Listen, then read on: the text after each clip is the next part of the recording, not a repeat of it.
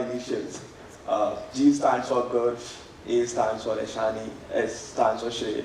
And there is also an MBA lingo, GAS. It's basically fluffing around. And we wanted with the idea to do the opposite, not to fluff around, but backing it with the data. So that was the idea with the name. Thanks. So, yeah. Okay, thank you. Sorry. Yeah. Please begin the presentation. So, before starting the presentation, since we don't have the Ashani with us, she had some family emergency that she had to attend. So, we just wanted to mention that without her work, we may not have been here. And that is, together, us three makes the GASx3 that we have mentioned.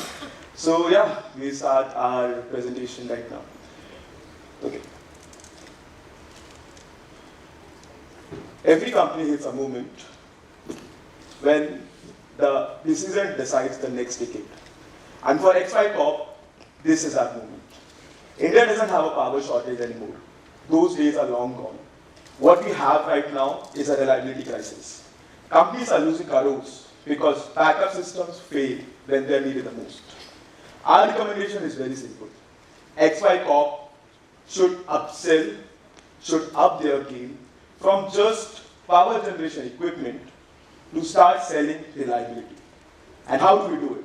So we have 3 shifts that we recommend. Firstly, selling outcomes, not just equipment. Secondly, building a long-term subscription, not just one-time sale. And finally, becoming a reliability partner, not just a vendor. In totality, this isn't a new territory for us. It is a monetizing what we already dominate, but just smarter. You ask, why now? There are 3 things that are converging at this moment. The policy has catching up with us. Energy storage obligations and green open access aren't just suggestions anymore. They are mandates with grants attached to them. Reliability is now legally required. Economics has also started to work for us. Battery costs have shifted down 80% since 2015. Hybrid systems are now performing better than their diesel counterparts, giving uptime better. Customers are now also changing. Previously, companies used to think that reliability is just a facilities issue, but now CFOs are getting into this. According to our EY's 2024 report, 70% of large companies see reliability as both a financial as well as a reputation risk. When policy, economics, and consumers start to change, you move fast or you miss it. Let's talk about what customers actually want and what are the pain points in the market. So firstly, fragmentation. So every site has solar from one vendor, batteries from another, and genset from a third. If anything goes wrong, they start pointing fingers at each other. Nobody takes accountability. And that is not good from the company's perspective. Secondly, compliance chaos. Companies waste hours and crores filing ESG reports, where our system generates it automatically, and that is also submission ready. Thirdly, fuel cost nightmare. We mentioned CFOs are now more included. The fuel costs have been rising, and there is very unpredictability. Hedging is not alone sustainable.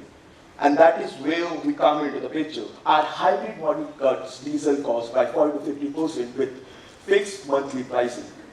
And this is the simple math. Payback in under 2 years. And that's not a pitch, that's the math backed by the numbers. So, the reliability market is a bit weird. Everybody is in it, but nobody owns it.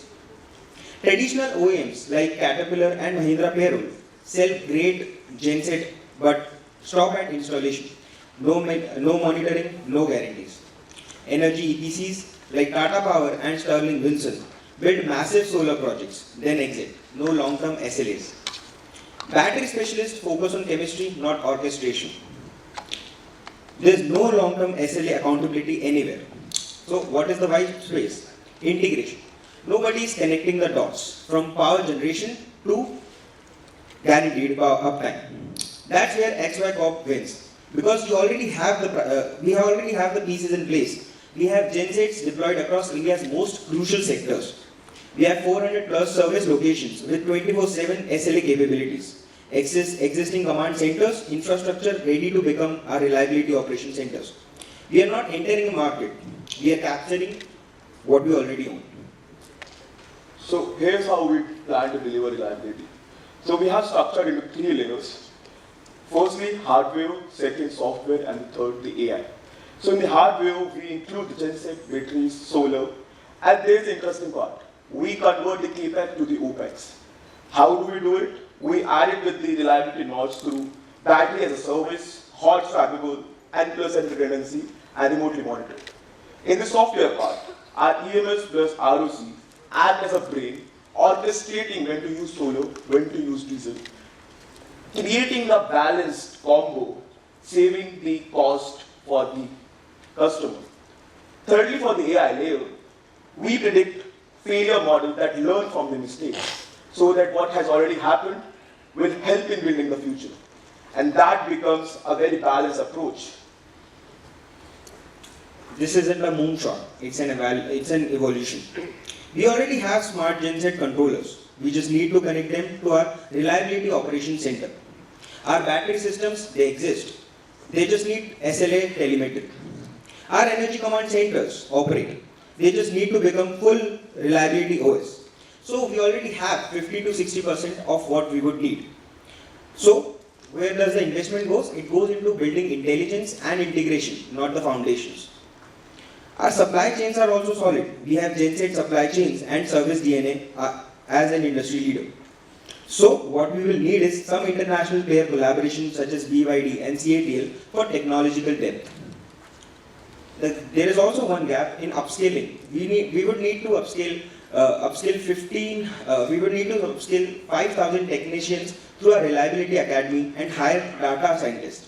There is also one more gap, which is the AI layer. For the starters, we can outsource this, but in eventuality, we would need to develop this indigenously so that we can generate more capabilities. So we have 3 priority segments for us. First is the data centers, second, pharma and healthcare, and finally, manufacturing and IT parks. These 3 are very high cruciality of the markets, where the downtime creates a very strong downtime for them. And that is why we plan to have different rates on the different tier that we have already segmented and discussed. So revenue comes from 2 streams. Firstly, the primary, that the fixed monthly SLAs that we have spoken of, that plus the performance bonuses whenever we exceed the targets. Secondly, hardware leasing, data insights, insurance rebate, and the carbon credit monetization. And in this, in totality, reliability becomes not just a cost center, but something that pays back through additional avoided losses and reduced spend. So why can XY Corp win? We have 4 interlocking advantages. First one is the installed genset across India's most critical sectors. That include hospitals, data centers, as well as manufacturing plants. They are ready to convert customers for us. We have built a hybrid health audit tool to assess each site. From day one, we have scale without any acquisition costs. Our second is our service network already delivers uptime under tight SLAs throughout nation. Competitors will need years to build this kind of capability.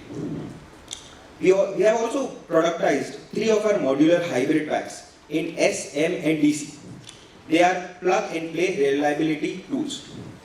Fourthly, we have regulatory office, which tracks every policy shift in real time. When rules change, we are prepared. They make us low-risk choice for regulated industries. The numbers you ask, once our installed base alone can generate 800 to 1,000 crore of RAS revenue within 3 years, with 30% ROEC and under 10% churn. This becomes compounding annuity. Revenue mix transforms 85% product today to 40% hardware, 45% software, and 15% data in 5 years, with EBIT margins jumping from 12% to 25%. We believe that ideation is as good as dreaming if it is not backed by execution. And for that, we have created a 3-layer covering 5 years horizon. Starting in the year 1, we focus on building, seeing if what we have thought it works or not. So in this phase, we deploy ROC version 1, where we launch our modular packs, convert the first EMC client that we already have to the OPEX contracts. Investment will require about 180 to 200 crore, and that is segmented across 3 parts. Now we have the different targets. But in the 2 to 3 years, we focus on scaling this to see if we can replicate what we have done in the pilot. From there, in the year 4 and 5, we strengthen our positioning and to see if there is enough competitors attractiveness or not. And if not, we dominate. If there is, still we dominate. So our target is basically a bit over 25%, ROC over 30%, churn under 10% that we have already discussed. Before we scale, we prove 15 sites across 6 cities: Pune, Hyderabad, Noida, Ahmedabad, Chennai, and Kolkata. Data centers, pharma, IT parks, places where failure has immediate consequences. In 12, we have a 12-month timeline, which we had already mentioned. So, what is the economics? So, we have 120 crores of investment, 27 crores of year 1 revenue, 17% IRR, and so on. And these numbers are even conservative. We have built a 15% lower uptime than design, expect 20% higher maintenance cost for the starters. So most systems break under pressure, but since we have already spoken that we are integrating AI, so I'll learn from it. So every downtime takes the ROC to predict better. Every policy change auto-syncs on a compliance system, and every SLA miss triggers the overall system to Team, you have 5 minutes left. 3 government loops make this happen. First, the data loop that is happening on the weekly, it feeds the unpredictability to the model. Secondly, the policy loop, if anything regulatory updates happen, so it incorporates it automatically, so we are compliance ready with every regulation that comes into the picture. And the third is the governance loop that is across quarterly, that is cross-functional review of the documentations. So basically the result is that it improves faster than it scales. More infrastructure businesses decay, ours gets sharper as we move along. So we have identified 6 risks majorly, which are policy risk, tech risk, financial risk, operational risk, supply chain risk, market adoption risk. We have also mentioned their impacts in this slide. So majorly, what if we get a technical risk? There is a battery shortage with our sites, or our battery batch has not been compliant enough. We have dual vendor sources. So we will have vendors such as Tesla or any other vendor. Even Ather is doing good in the battery market these days. So we'll have dual vendor setup and a digital twin testing, blockchain secured log as well. For market adoption, we will have pilot dashboards showing live ROE, reliability on rent trials, and even CFO engagements with our team. Embedded into our ROC is the REWS, which is risk early warning system, monitoring the technical drift, policy changes, financial health, and customer satisfaction, cyber threats 24/7.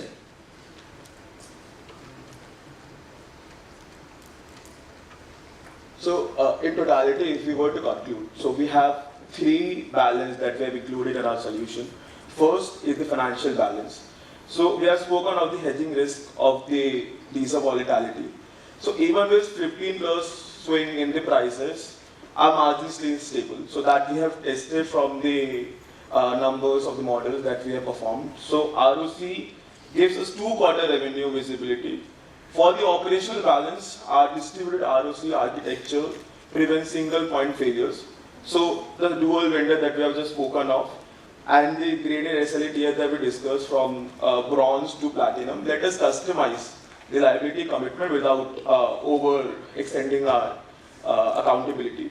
And for the regulatory balance, energy storage obligations that we have spoken of different CRC and the green commitments, that is very much important, opens not only the opportunity for us but also the reduced WACC that will improve the credibility for us in the market.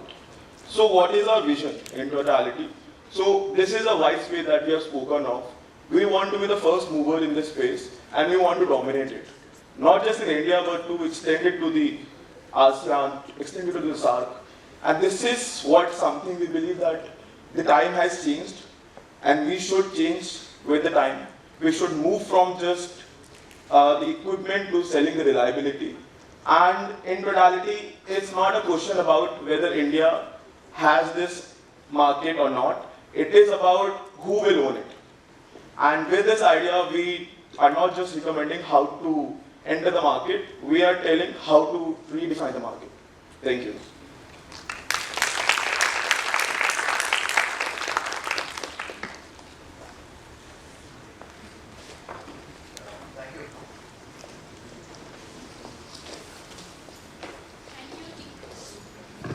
Thank you, Team GASx3, for that insightful presentation.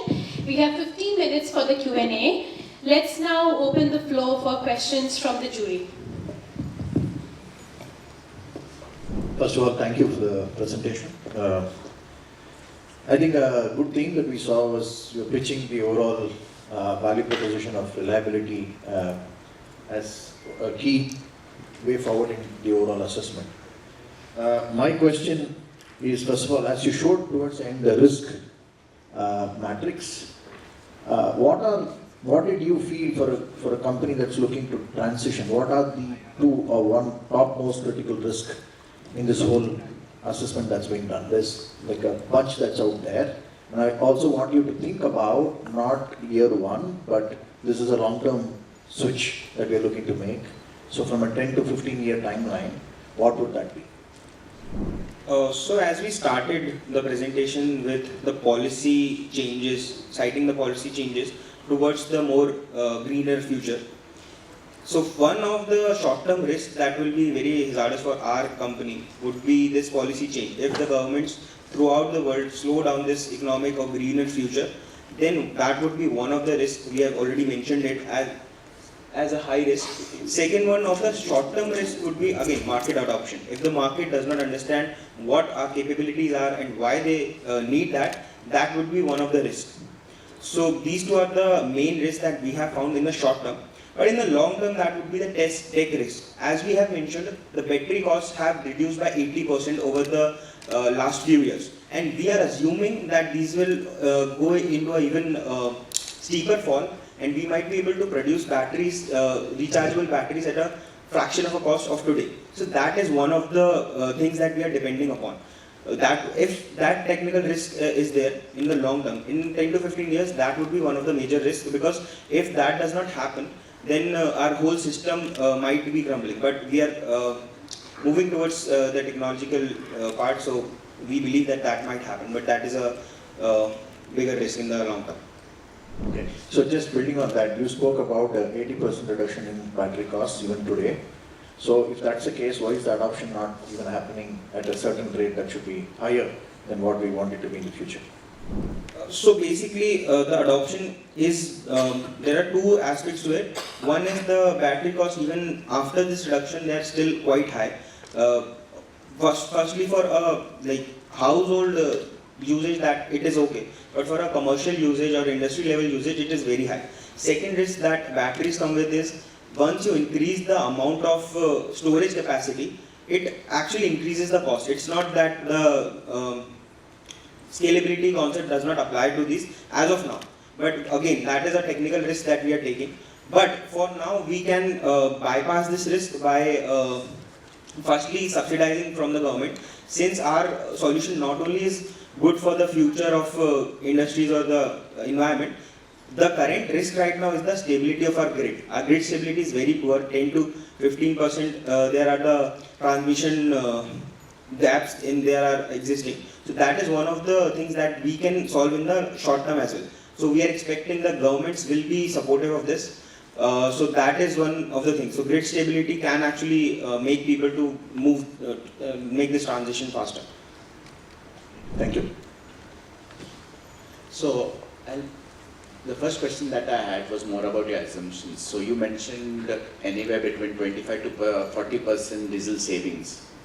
I was just curious in terms of what were you going in assumptions, because you started off the presentation saying that the grid, the power shorts have reduced, the grids is there, it's a reliability or quality issue. So what were you going in assumptions?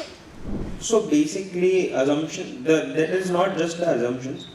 Basically, there will be multi-tier cost savings that we are proposing in this. So in the short term, firstly that when industries are going to adapt to this, they might feel that this is a bit costlier, but we are not involving the capex for that reason only. We are giving battery as a service for that reason only. So in the first few years, while our system configures to your needs, not only about just the power reliability, but overall power consumption needs, at that time there might be a few years that it will take to adjust.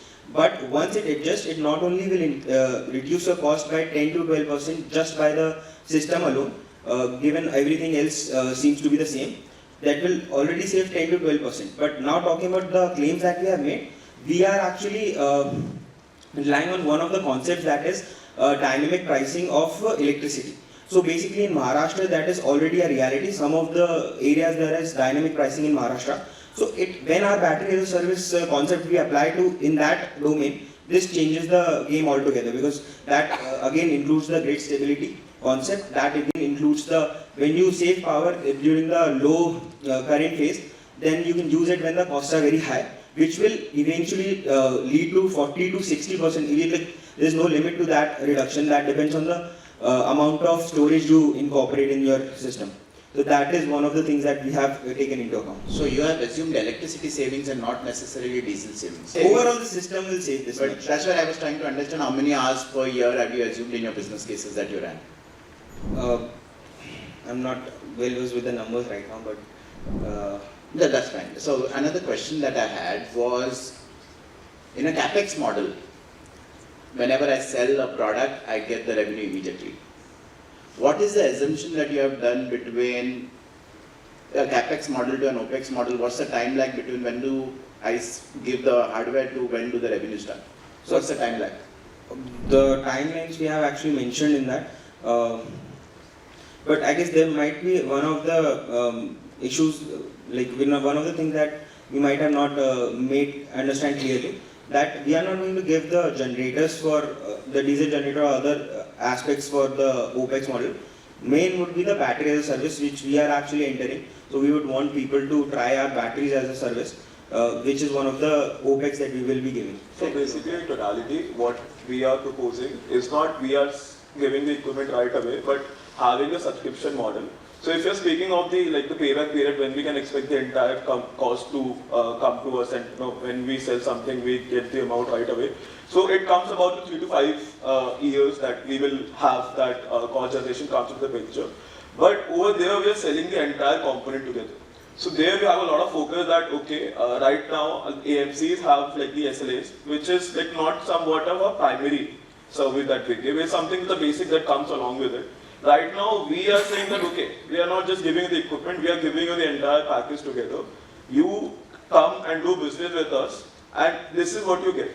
So for that we are charging a subscription model, and it is that way we at least have in our mind that we should be pitching to the customers, not just from the equipment perspective, but the entire package that it will entail. Correct. So batteries as a subscription model, right? So Yeah. even when I offer a battery to a site, it's a cost to me. I am incurring, I have to invest for that.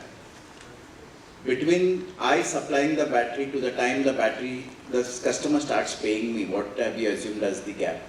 So, okay. So initially we are assuming that we have delivered the battery to the customer. So we'll start the payment receiving post 6 months from there. 6 months. We'll have that 3 to 3.5 years of payback in between. About 25 to 30 lakhs we'll charge monthly basis for the subscription. So basically our perspective was that from the customer perspective also that they will have a bit easing of their balance sheet, so that if they'll convert the CAPEX to the OPEX, their ROC will also reduce, and they will have a more credibility to raise the fund further.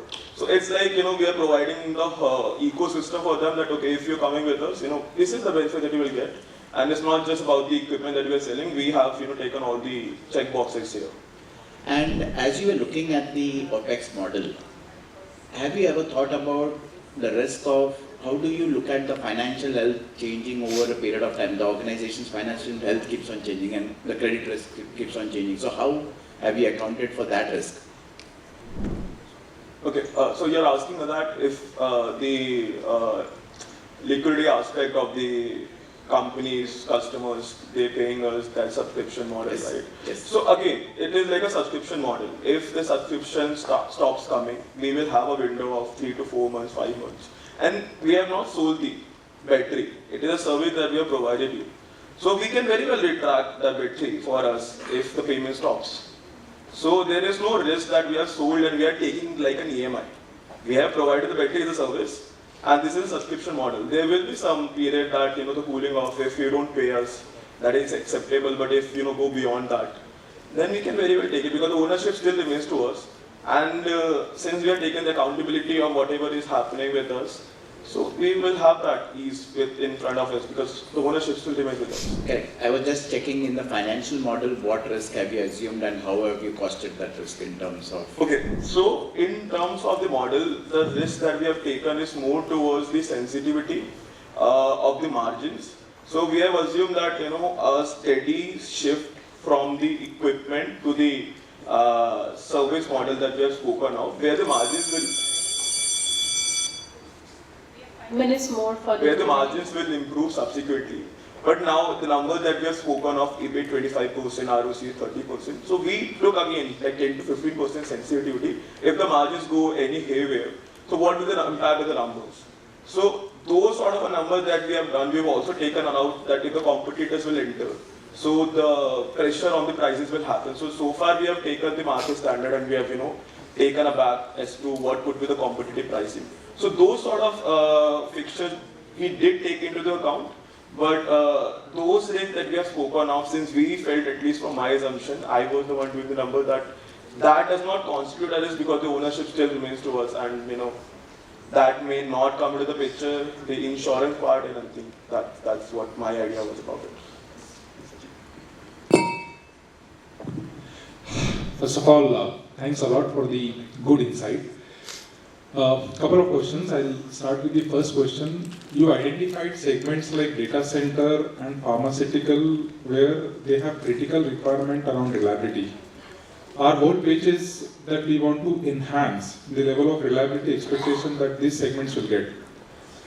The question that I have is, already by virtue of the business that they are in, they are already maintaining like 99.9% and above level of reliability through redundancy. What element of the change that you expect that they will go for the alternate proposal, and how does it really help them make it viable and have a business case for them? Considering that these industries must maintain 99 point something of power reliability, but that comes at a very high cost. So they have, for example, right now they are having a primary power source from the grid. The secondary would be a diesel generator. But what we are proposing to them is that we'll provide a power mix that is suitable for your location, for your company, for your actual business case. So we'll provide a power mix with primary, secondary, tertiary, and even in some cases, if that is possible, fourth component of power supply to them. So our primary would be again the grid structure. The secondary would be the diesel generators that we have. The tertiary would be the battery served solar or any other thing that we can actually encompass it in their current business premises or their current business revenue generation capabilities. So basically this mix up as we go on will reduce their cost. For example, the diesel generator, they will be paying around 40 rupees a unit for the diesel generator, and let's say they are paying 10 rupees for their normal grid power supply.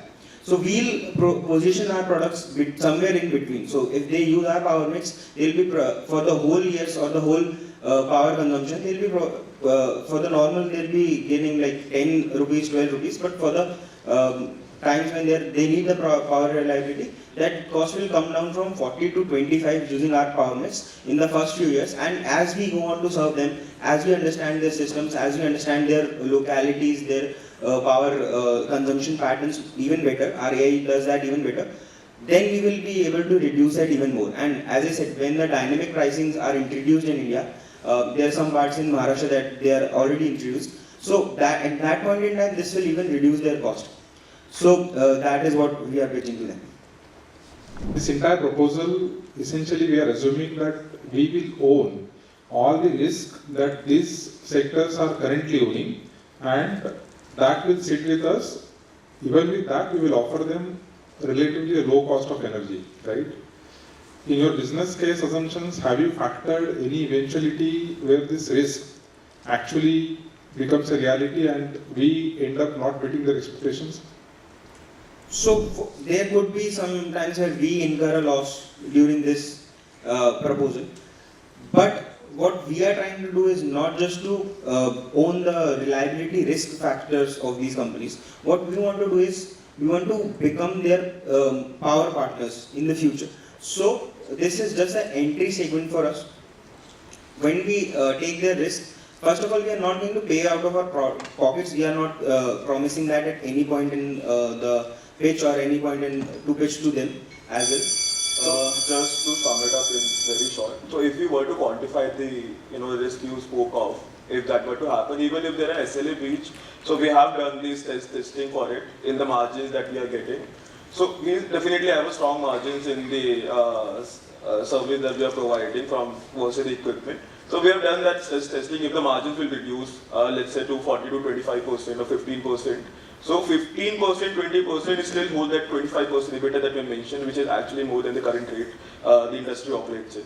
So those sort of risks we try to incorporate to have the quantification, and Shreya have just spoken of from the overall aspect that it is not that we are paying out of the pocket, but there will be time that we had to take in the risks, and that will impact the numbers. But still, in all that checking out, we will still have the better margins as what we are doing right now, as what the market is doing right now. Adding to that, just one last point, that in doing all this, we are also reducing our own risk. So right now we are 85% focused on the diesel generator sales. But doing all this, we are actually reducing that to 40%, improving our software capabilities and also data center capabilities. So that also reduces our risk at the same time.